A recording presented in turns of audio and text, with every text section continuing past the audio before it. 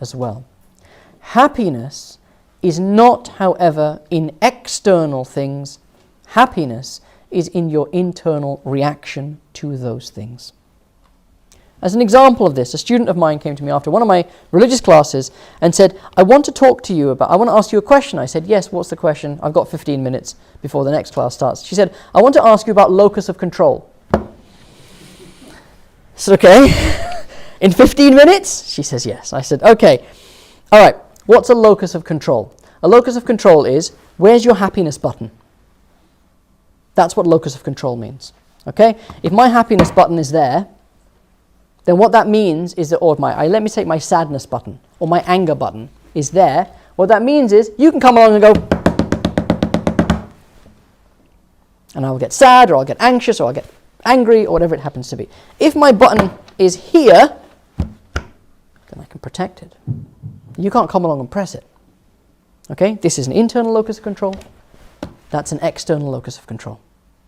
People don't come and press your buttons unless they're not very nice. They don't generally come along and press your buttons. What presses your buttons? Circumstances. Situations press your buttons. Okay? I'm driving down here knowing that Sophie and Mark are going to be wondering, where is this guy?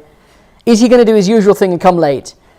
And I hit traffic and I think, oh my God, what has happened now? This is a circumstance that is tailor-made to provoke anxiety in me. Okay? And I know that Samina, I'm going to have to look at Samina and she's going to say, how do I get out of this traffic? It's a circumstance, it's a situation. That presses the button. Why does it press the button? I said to my student, I said, look, you see this? Is this the button or is this the situation? She said, I don't know. I said, it's both.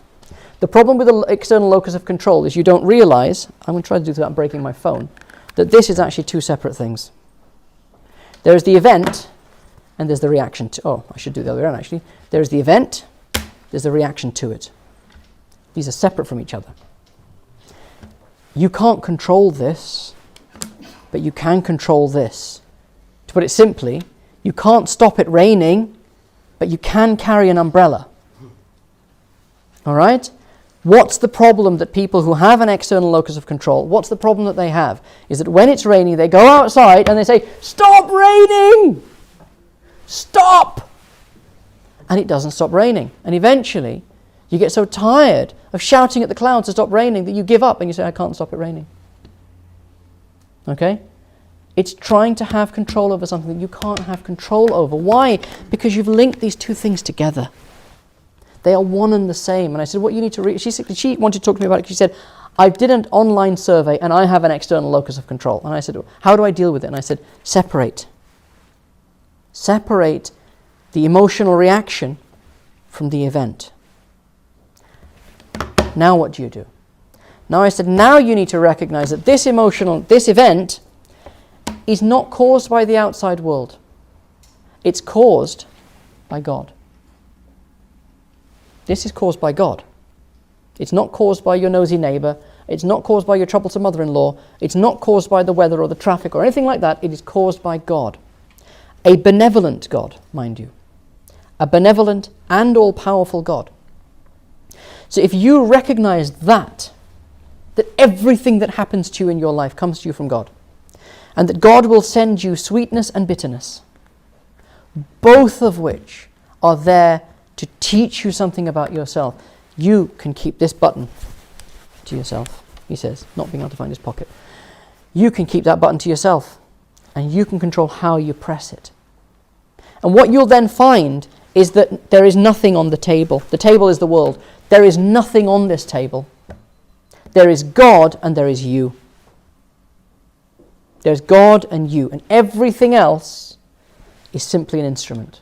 Once you understand that, you have a completely external locus of control.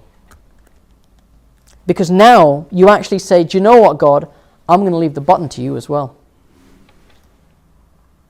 And I said, that is the beginnings of a religious approach to dealing with the questions that bring about distress, anxiety, and so forth. It is the beginning of an indigenous psychotherapy. A psychotherapy that is founded on the fundamental beliefs that you have.